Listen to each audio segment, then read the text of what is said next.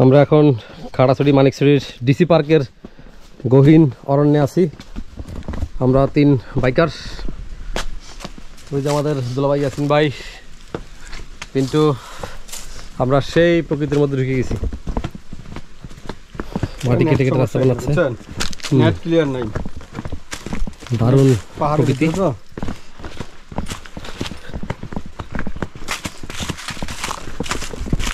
অসম্ভব সুন্দর লাগলো এই মানিকছড়ির ডিসি পার্ক। খুবই সুন্দর, প্রকৃতিতে ভরপুর, লেক আছে, পাহাড় আছে, প্রকৃতি আছে, সবই আছে এখানে। এবং কয়েকটা অ্যাডভেঞ্চার রাইডও আছে, যেগুলো আমাদের পিন্টু চড়ছে, আমরা চড়ছি সেরকম।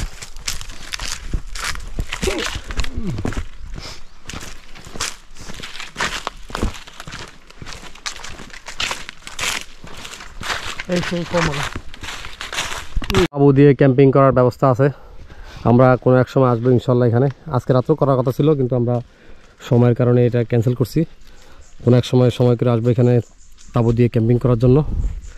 আর এখানকার ভিউগুলো অসম্ভব সুন্দর। বারবার এক কথাই বলতেছি যে অসম্ভব সুন্দর, মানে এটা তুলনা করতে পারতেছি না, কি সুন্দর। এই যে ছোটো ছোটো লেক, আবার এদিক দিয়ে যে মাটি কেটে রাস্তা বানাইছে, সেই অসম্ভব সুন্দর রাস্তাটা। এই যে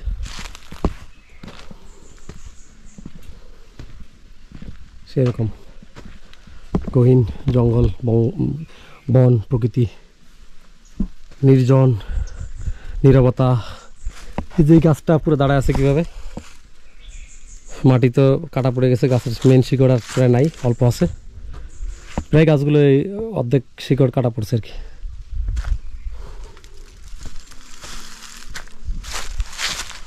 চলো আমরা এদিক দিয়ে বের হই।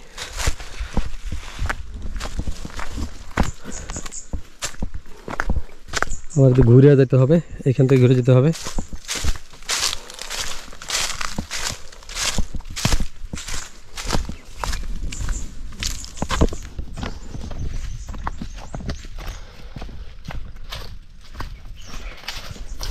আমরা আসছি খাড়াছড়ি মানিকছড়ির বাইক রাইডার্সের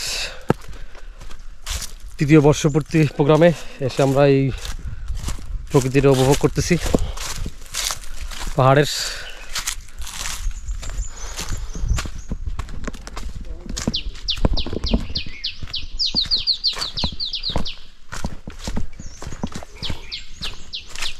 এসব জঙ্গলে সাপও থাকতে পারে,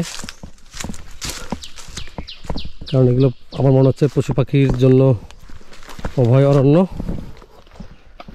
একদম নিরিবিলি, মানুষজনের যাওয়া আসা নাই বললেই চলে।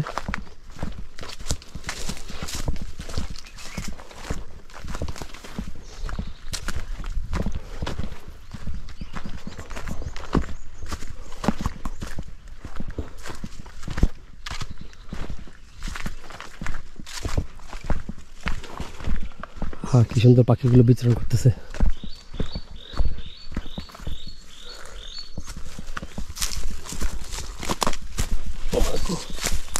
কঠিন জঙ্গল।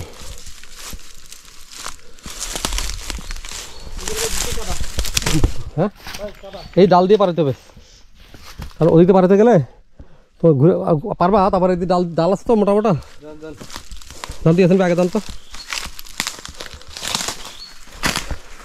সাথে পাঠাতেন।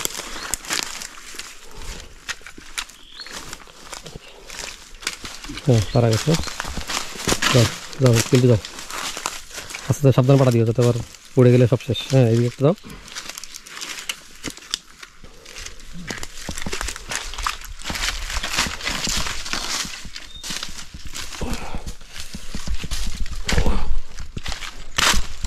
পার হইলাম, জঙ্গল পার হইলাম, আরো জঙ্গলে যেতে হবে।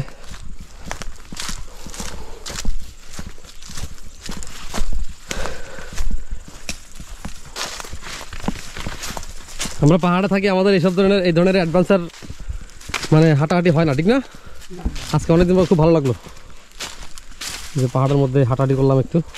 আমরা থাকি পাহাড়ে, আসলে আমাদের কখনো পাহাড়ে এই ধরনের হাঁটাহাঁটি হয় না প্রকৃতির মধ্যে। আমরা সবসময় শহরের মধ্যে থাকি।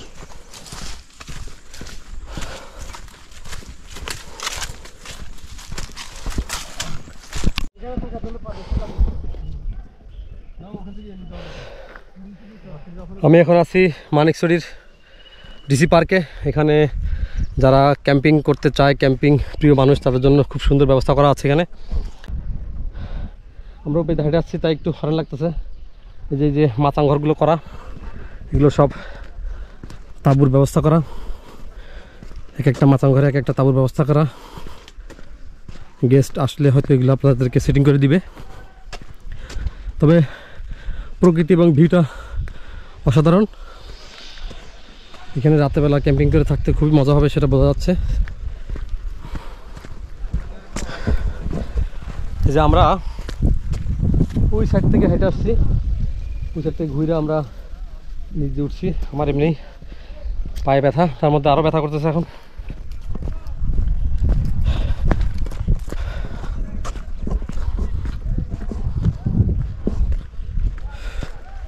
এই যে মাচাং ঘরেগুলো, আর এই যে বাস্কেটগুলো দিচ্ছে এগুলো ময়লা ফেলানোর জন্য।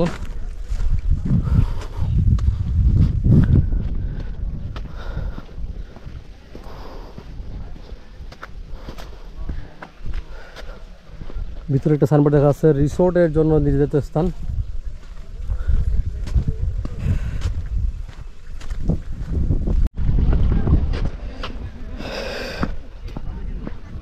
যে নামার রাস্তা, আসার রাস্তা, যাওয়ার রাস্তা এদিকটাই। আমরা ঘুরে আসছি অবশ্য। আর এখানে আরেকটা রাইড আছে, আমরা কিছুক্ষণ আগে করলাম এটা। কায়াকিং আছে এখানে।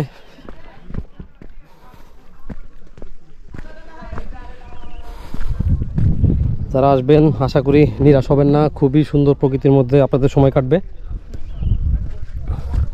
কায়াকিং এবং বেশ কয়েকটা চমৎকার চমৎকার অ্যাডভেঞ্চার রাইড যেগুলো আমরা করছি, এগুলো আপনাদেরকে দেখাবো ভিডিওর মাধ্যমে। গিয়ে টিকিট কাউন্টার আচ্ছা, এখানে র্যাফেল ড্র আছে। টিকিট কত করে? টিকিট কত করে? হ্যাঁ, টিকিট বুট 50, কায়াকিং 100। কতক্ষণ? 1 ঘন্টা? আধা ঘন্টা। আচ্ছা, এখানে সাইনবোর্ড দেওয়া আছে। হ্যাঁ, প্রতি আধা ঘন্টা প্রতি কায়াক 100 টাকা, প্যাডেল বোট 50 টাকা 30 মিনিট। আর এই র্যাফেল ড্রটা কি? আপনাদের যে রাইডের টিকিটটার মাধ্যমে আর কি, 1 মাসে যারা রাইড করবে তাদের মধ্যে একটা র্যাফেল ড্র হবে। প্রত্যেক মাসে হয়? টিকিটেরটা আর কি প্রত্যেক মাসে হয়? হয় না।